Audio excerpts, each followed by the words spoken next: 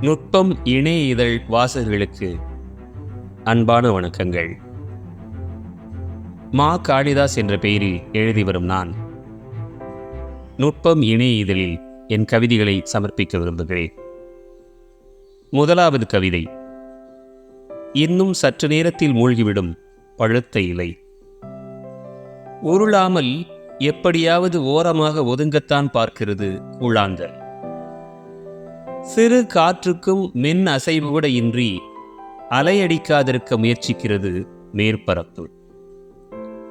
உதிர்ந்த பூ மிதக்கையில் காதலாகி கசிந்துருகுகிறது.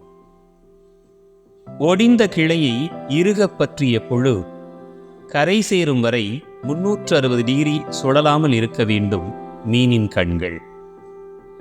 எத்தனை முறை அள்ளி ஊற்றினாலும் பற்றி எரிகிறது வனம். வடிகட்டாமல் கொட்டிய சொற்களாய் மிதந்து வரும் வெள்நுரை. மடையின் திறப்புக்காக உலர்ந்திருக்கிறது வரப்புகளில் வரட்டு புன்னகை. பெருவெள்ளமெடுத்து அருவியாய் விழுகையில் குளிக்க தடை விதிக்கப்படும் நதிக்கு என் சாயல் என்கிறார் எல்லைச்சாமி. இரண்டாவது கவிதை. எல்லா துன்பங்களையும் குடைந்து தின்றுவிடும் புன்னகை ஒரு புழு. எல்லா துன்பங்களையும் குடைந்து தின்றுவிடும் புன்னகை ஒரு புழு. தன்னை சுற்றி கூட வைத்து வண்ணத்து பூச்சியாக வெளிப்படும் போது புகைப்படக் கருவியாகின்றன கண்கள். ஒவ்வொரு முறை புன்னகைக்கும் போதும் அது ஒரு வழக்கமான வண்ணத்து பூச்சி அல்ல. அதன் வண்ணங்களை தீட்டும் ஓவியன் மனக்குகையில் ஆழ்ந்த தியானத்தில் இருக்கிறார். வண்ணத்து பூச்சியின் கால்களில் எப்போதும் மகரந்தமாக ஒட்டியிருக்கிறது ஒரு கொத்து மகிழ்ச்சி. எறும்புகள் இழுத்துச் செல்லும் சிறகும் பச்சோந்தியின் வாயில் அகப்பட்ட முழு வண்ணத்து பூச்சியும் படபடப்பை அதிகரிப்பது இயல்பே. எறும்புகள் இழுத்துச் செல்லும் சிறகும் பச்சோந்தியின் வாயில் அகப்பட்ட முழு வண்ணத்து பூச்சியும் படபடப்பை அதிகரிப்பது இயல்பே. பூவும் காயும் கனியும் என பசுமையாக இருக்கிற தோட்டத்தில் இணையை தேடி வருகின்றன மேலும் சில வண்ணத்து பூச்சிகள். உங்கள் அறையை விட்டு வெளியேற நெடுநேரமாக தவிக்கிறது ஒரு வண்ணத்து பூச்சி. உங்கள் அறையை விட்டு வெளியேற நெடுநேரமாக தவிக்கிறது ஒரு வண்ணத்து பூச்சி. அந்த மின்விசிறியை சற்று நேரம் அணைக்க முடியுமா?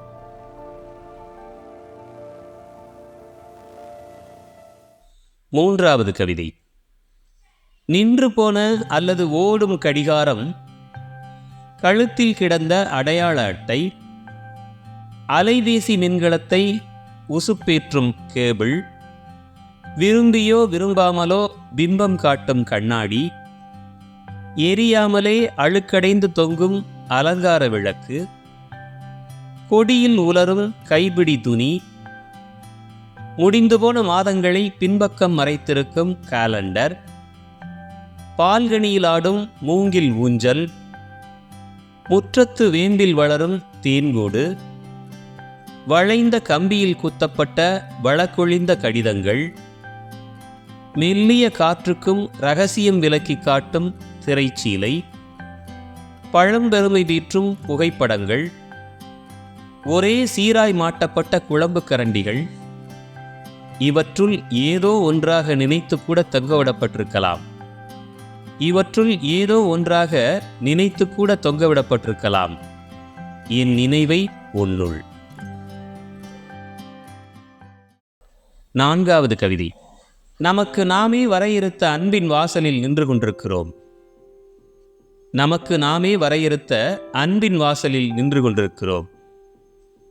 ஒப்புக்கு பரஸ்பரம் நாம் அனுப்பிய பரிசு பொருள் ஏன் இன்னும் நம் கைவந்து சேரவில்லை?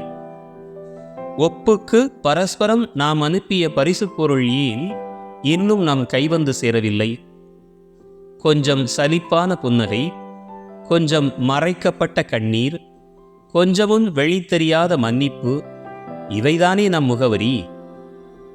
அஞ்சல்காரர் எப்போதுமே இப்படித்தான்.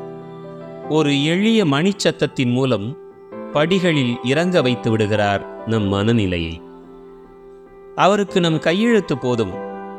வலது காலை சைக்கிளில் தூக்கி போட்டு அடுத்த தெருவுக்கு நகர்ந்து விடுகிறார்.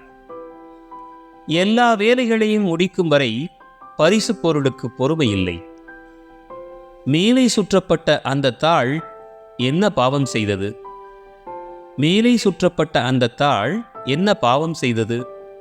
ஒழுங்கின்றி கிழியும் போது சுரீரென்று அடி வாங்கிய குழந்தையின் கதறலை நாம் ஏன் கவனிக்கவில்லை? நம்மை பார்த்து பல்லை காட்டுகிறது பரிசு பொருள். நம்மை பார்த்து பல்லை காட்டுகிறது பரிசு பொருள்.